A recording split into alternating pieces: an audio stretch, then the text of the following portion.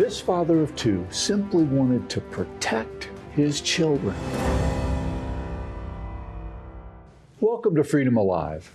Dan Grossenbach was an ethics adjunct professor at the University of Arizona. He had good performance and a positive reputation, yet was fired. Dan joins us to share his story and how he is fighting back. I'm blessed to again be joined by our co-host, Matt Staver from Liberty Counsel. And Matt, censoring speech, especially related to gender issues, remains under attack in the workplace. Yes, and so Liberty Counsel, we have filed a federal lawsuit against the University of Arizona because of this unlawful firing. He spoke on issues of public concern in his personal private capacity, not representing the University of Arizona, but his own family. He's a father, and he went to the school board to talk to the school board about his children because the children were, among other children in this school district, they were being used as pawns by the school. They actually sent out a list that the parents got a hold of, and he'll talk about that. And that list had pronouns by these individual names, but then it had names that these children should not be revealed to their parents. In other words, the school district was telling the teachers and the staff they need to lie to the parents and not let them know what's going on. We cannot wait to bring this program to you. Our Freedom Alert is next, and the Freedom Alert is brought to you by Liberty Counsel. The Trump administration is encouraging Americans to pray. There's a spiritual battle raging in America, and as a result, the White House has encouraged Americans to dedicate 1 hour a week to pray for the nation. The America Prays initiative is part of leading up to the celebration of 250 years of American independence. America was founded and has been sustained through prayer. President Trump unveiled the initiative on July 3, 2025.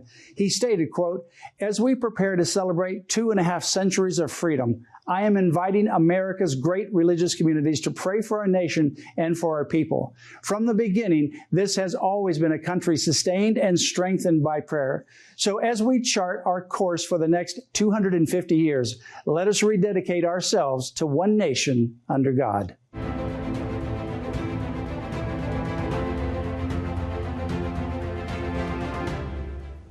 Up next, Matt's interview with Dan Grossenbach. It's my pleasure to welcome to Freedom Alive Dan Grossenbach. He is a former ethics adjunct professor at the University of Arizona and has taught ethics for a number of years at that university and has recently been let go by the university. We're going to share his story, but it's not because of his teaching at the university, which is interesting. Welcome to Freedom Alive, Dan, and I want to introduce you to our audience, so please give some background about who you are, and then we'll lead up to the situation involving your children. Sure. Thanks for having me, Matt. I've been teaching at the University of Arizona for about 3.5, almost 4 years.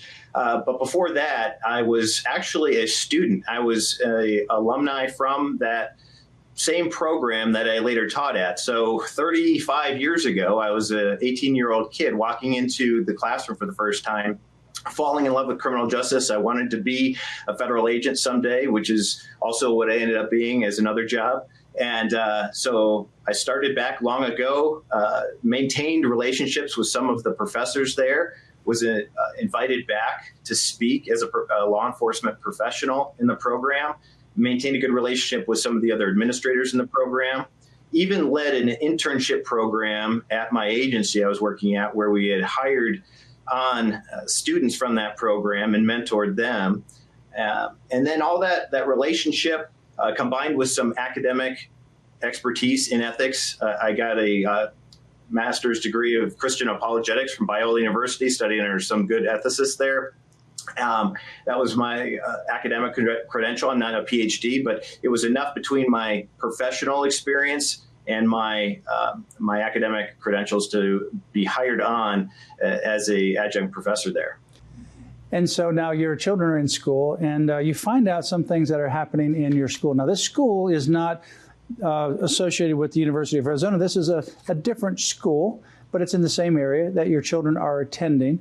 And you and some other parents find out what's going on in your school involving your children. Tell us what you learned, and then what happened after you learned about what was taking place with the instruction, indoctrination, if you will, of your children. Yes, it was it was quite a moment where there was a local movement that arose in our K through 12 public school district, where some parents learned that there was a practice in our schools where teachers and staff and administrators, upon learning from a child who wanted to go by a different pronoun, different name, was socially transitioning to a different gender, could also request not to tell their parents. And so one of the principals in the district put a list out and blasted it to a bunch of their staff, one of which was a whistleblower, and got it to our parent group, stating, you may be confused like I am about all the pronouns and names. Here's the list of kids and their pronouns and names, and the ones that don't want you to tell their parents. So that was a matter of controversy. A lot of us wanted these kids to have the right to have parental involvement also. And so we merely would bring that attention to the board. Hundreds of us came to speak, and it was quite an outpouring from the community. There were other issues that I'm sure you've heard about in national news about bathrooms and other transgender-related issues, but that was the real watershed moment that got us activated. So this is the Catalina Foothills School District. It's in Arizona, and this is where your children were attending school. And so now someone gets this memo from the head of the school there, and the school is instructed there are certain students that want to go by different pronouns, and gives the pronoun of their choice, which could be a whole laundry list. I mean, there's over 100 of these so-called fictitious pronouns, and gives the name of the student and then the preferred pronoun of that student, and then gives a list of students that don't want their parents to know. So that means that the teachers are being told to refer to this particular student with whatever pronoun it is, but don't let the parents know that this is taking place. That's exactly right. And we thought that was unfair to all kids, but this particular group of kids who clearly are struggling and confused are being separated and deprived of their parental involvement. And so really the irony of all of this is that I was speaking of that, of course, as a Christian, of course, as having biblical worldview and values, but it's something that I would think would be relatively non-controversial, that all kids should have the right to parental involvement and not this secrecy between the parents and the schools. They always talk about this partnership. So I would think that at the very least, you would allow parents to be brought in on something as fundamental as confusion about whether you're male or female. So how confusing this would be, for example, if, say, the student and the parent had a teacher conference, and during the day they refer to this boy by some other fictitious pronoun, and they don't let the parent know. But now they need to actually talk to the parent about their child. What are they going to do in front of that kid? Are they going to use the real pronoun? If they do that, then the kid will be upset. Are they going to use the fake pronoun? And if they do that, well, the kid doesn't want the parent to know, so now they're going to violate this school policy. It just seems like it opens up a can of worms. Well, it's not true. So you have to lie to one of them. Or not, or you just follow the Judeo-Christian ethic of thousands of years that we followed of thou shalt not lie, and you just speak the truth even when it's uncomfortable. And it's also not loving. I think the loving approach would be to do what's right for the kid. And I argue that from what we've seen from volumes of research, that this is not the right way to go for them. Well, to actually have some child come to you, some individual, and say that they are pretending to be one thing, and then you just go along with that non-reality and you affirm them in that fictitious notion, that is not being truthful. And frankly, not only is it a lie, as you mentioned, but it's also harmful to that child to give the impression that that child can live in a make-believe world. Right. And right now we're talking about the transgender issue, the transgender lie. But there's lots of other lies. So we asked the superintendent, what about if our child gets pregnant? Or what if our child is involved in gangs? Or what if our child is involved in anything that we deem as Christian parents it could be harmful and that we would want to be involved with? So it's a slippery slope when you start rejecting these values we've hung our traditions on for so long. And we're seeing how that experiment plays out in real time. So when you ask those kinds of questions, what kind of response did you get? I got a dismissive laughter. Oh, Dan, pregnancy, are you serious? Just a hand-waving dismissal. And when we did some more public records requests, we see behind the scenes communication saying we are ignoring them now. Things like that, discussions between the administrators. They just don't take us seriously and they want to shut us down. So you and some other parents then went to some of the school board meetings, and this is the Catalina Foothills School District, and you were one of the parents that expressed concern that they were hiding this information from the parents. So what happened during the school board meeting?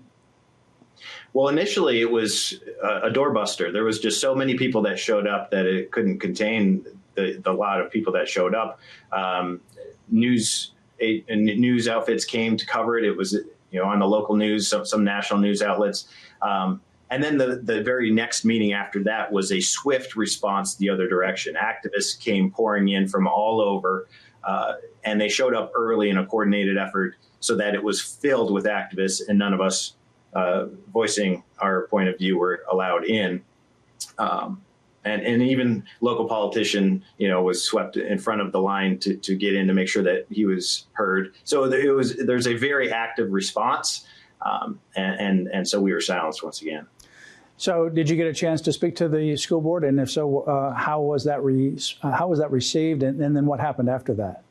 Well, a few of us kept up our persistence, and so we kept showing up, even as the crowd started to dwindle and this community passion started to wane a little bit. A few of us were still active, still vested parents, and would show up. And so we would speak, and we were given, in their venue, they refused to respond because it's a topic not on the agenda. So they will say they're not going to respond then and there. And sometimes they will respond in a direct email to us. But there's no real engagement. And that's something that I've really, really wanted, is to have some sort of a town hall engagement. And maybe that's lacking just across the board in our country, where we just can't have conversations anymore. But I think that's something that's long overdue. And so that's what we've been asking. So we actually held our own town hall, rented a space at a local church, invited the Republicans, the Democrats, the activists on their side, the school board, the school administrators, and the only ones who showed up were the activists to protest, and then a lot of the parents that were concerned.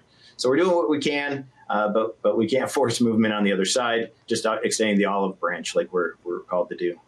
So they don't put it on the agenda, even though they know it's an issue of major public concern. They don't want to put it on the agenda, because if they do, if you ask a question, you present it to them, then that means they have to respond and they have to engage with you. So not putting it on the agenda, this, I guess, comes under like other business, where they're just going to hear comments from members of the community. So they just hear you and they just watch you, and they don't say anything in response. They don't engage in your concerns. That's right. And they are even a little bit more nefarious, if I can use that word, because they don't have a specific policy that guides the administrators on how to handle these pronouns, bathrooms, like some of the most extreme districts do, and they'll be a little more brazen. But our district just purely has a non-discrimination policy that includes, among the traditionally protected classes, religion, sex, race. It also includes gender identity and gender expression. That's also one, by the way, that University of Arizona has, that was mentioned in their complaint to me. But the one that the school has is this blanket non-discrimination policy that they just have the administrators put into practice. And so there's really nothing to attack other than that. And so they paint us out as bigots coming against their non-discrimination policy, where when you put gender identity in there, you're going to have natural-born conflicts. Yeah. So, yeah, they won't put it on the agenda. They won't develop a specific policy. It's very hard to attack, and there's just no adequate response. So now, after you've gone to the school board, you've made these comments, and it's on behalf of your children and obviously parents regarding their children. But you're teaching now at the University of Arizona as an adjunct professor in teaching the subject matter of ethics. So how does what happens over there in a school totally separate from where you're teaching affect you at the University of Arizona? What happens and what does this process look like now? Well, I'm not teaching there anymore, and that's the right. I understand. So, and they terminated you. So how did it get from the school where you're a parent talking to the school board about your children, and now you're teaching, but now the University of Arizona lets you go because of what you did as a parent? Well, isn't it interesting that I was hired there to teach ethics for public administrators? And so I'm unabashedly, as a Christian apologist, teaching the Judeo-Christian tradition and biblical ethic that we have, that is the foundation of our Constitution that we are all required to swear an allegiance to. Yet, when I take that outside the classroom and I use those same values and apply them to speaking on my own terms, my own time, my own authority on matters of public concern, that is what got me into trouble. So I go to the school board and I voice these same concerns about parental involvement, about loving these kids in a way that doesn't separate them from their parents, and being concerned for the two kids that I have in the district. And then there are letters from people in the community that heard my activism either through speaking at board meetings or posting things consistent with that online. And mind you, I'm always cognizant. So I've often said, I'm not speaking on behalf of the university, I'm speaking on my own. These letters came to my department head at the university in the School of Government and Public Policy. They came to the Faculty Affairs. They may have come to another outlet as well, but they all get funneled to my department, and they all had a common theme. They made statements that I was anti-gay, that I was a bigot, that in one person said, I'm a parent of someone in this LGBTQ community, and he doesn't want my child to exist. So they have this perception that I am wanting to wipe them from existence. And our department received these, and they never told me about these.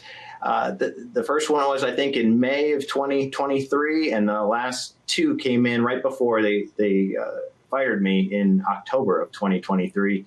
And I would think if it was a concern, they would have told me. But I was told in a Zoom call on November 30th, 2023, that I was being let go and my contract would not be renewed because the dean of the college was generous and providing enough funding for 3 new tenure track professors so that my class would no longer be taught by an adjunct. There's volumes of reasons why I didn't believe that to be the case now, but that's how it was presented to me. And of course, that ends up not to be true. That's right. That's right. Yeah, so it was just a sham statement. So obviously, they get these complaints that are false. And then the university decides to terminate you under false pretenses.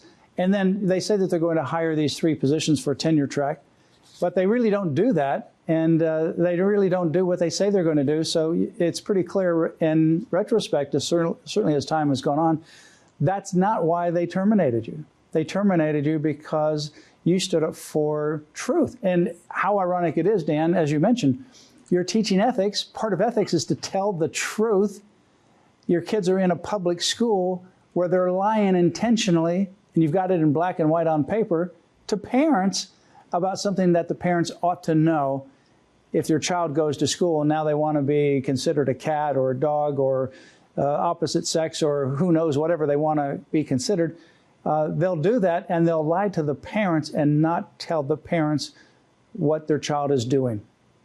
Yeah, that's very true, Matt. And, it's funny. If we don't have truth, what do we have? I always thought 20 years ago when I was in apologetics, almost 20 years ago at Biola University, I got a lecture on postmodernism and the theory that there is no capital T truth, not to get too philosophical, but that denying reality, basically. And it's all our perception. And I really dismissed it thinking, who would believe this?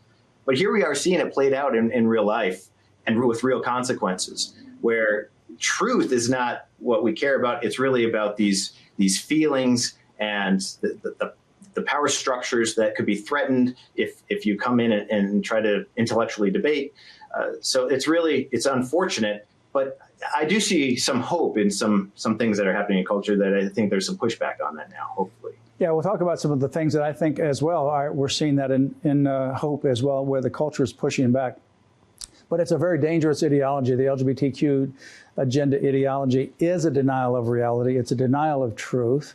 It's a denial of how God created us in his image, male and female. Those are the only two sexes. It is a denial of that. It's an abolition of the very concept of gender, if you will.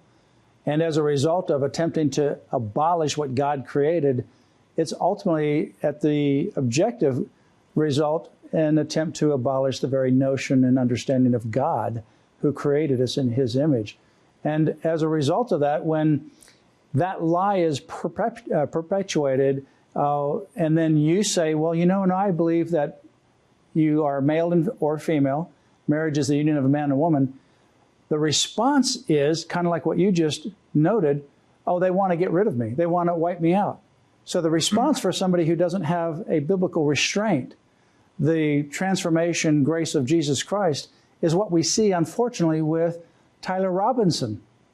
Because of that ideology, goes and takes out and assassinates Charlie Kirk. That's a very dangerous ideology, and you see that happening over and over and over again. And I think we as believers need to understand, and as just people in the community need to understand how dangerous and destructive this false ideology is on children, on parents, and on our society. That's right. There's no tolerance for objective truth. And so Charlie Kirk took the extreme consequence of that. And I took a consequence, but far less. And I think it's important to know that we're not just defending our right to free speech, because they're not just attacking words by themselves. They're attacking words that are backed by biblical truth. They're attacking Jesus himself. So I think that's one thing that I think Christians need to be aware of, is that if you really want to be convicted and live as a disciple of Jesus, the arrows are coming and we have to be ready. And, maybe forgive me if I'm too insensitive to say this, Matt, but, we all die. How much of an honor would it be to be taken out to be speaking on behalf of the Lord and Savior? Yeah, that's what Charlie was doing. He actually, just moments before, he spoke about Jesus Christ living, dying, being buried, and being raised again from the grave. And then he was answering a question about all these trans mass shootings committed by people who were going through these so-called trans issues, transgender issues, identifying as something other than what God created them to be. And it was, before he even finished that, is when this individual assassinated Charlie Kirk. And his note says that he had to take him out, that there was no way to negotiate. And so that's the problem that I think we have to understand. This is the battle that we're facing right now. Liberty Counsel, we're representing Kim Davis in the case of that comes out of Obergefell, the 2015 opinion from the Supreme Court. 5 lawyers, the Chief Justice said.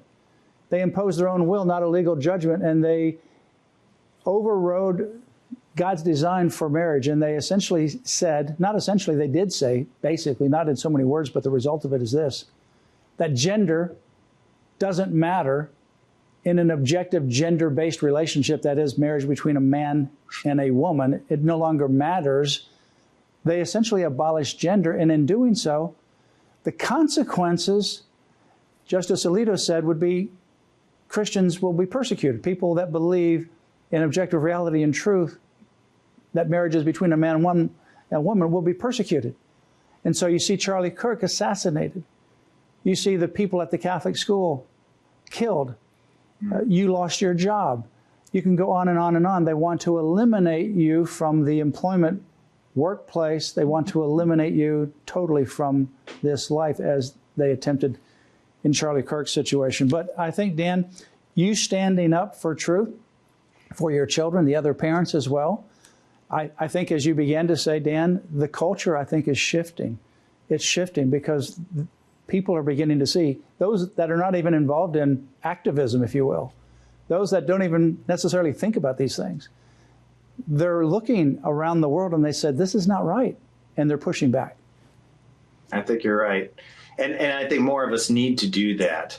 You know, I think we're all called as Christians to give an answer for the hope that you have, but with gentleness and respect, as 1 Peter 3:15 says. And I think we're, even the quietest among us, you know, they came after Charlie Kirk, they came after me. They will come after you if you stand true to Jesus. Well, thank you for standing, Dan. Your stand will be an echo that goes through history that will affect others. And may God continue to bless us as we represent you in this case, and you for your courageous stand, that it encourages and empowers others that would also take a stand. And I think you're right. We need to come to a point where, yeah, we can disagree with each other, but let's do it civilly. Let's not try to eliminate someone's job, or even in the worst case, like Charlie Kirk, their life. Thank you for standing. You can go to lc.org/professor, lc.org/professor, to follow this particular case with Dan Grossenbach. Thank you for joining us on Freedom Alive. Thank you, Matt.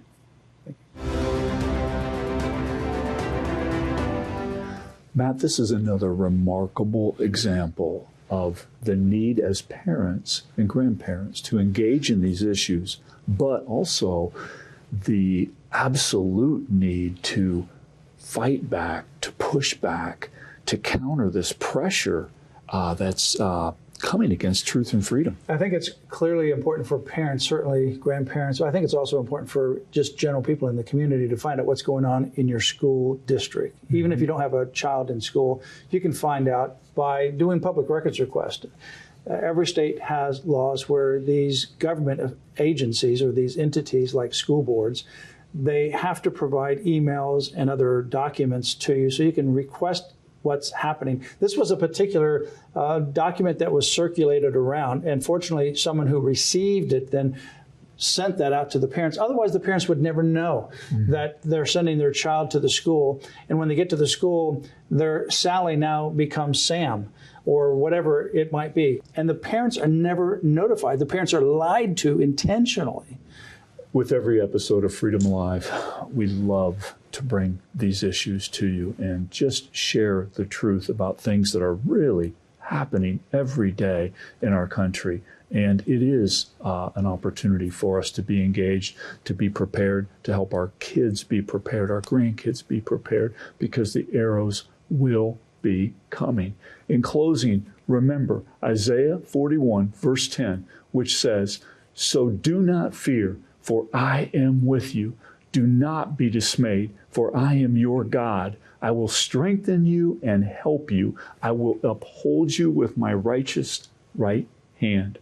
Our freedom is a gift from our Creator. We must never forget that and always protect it.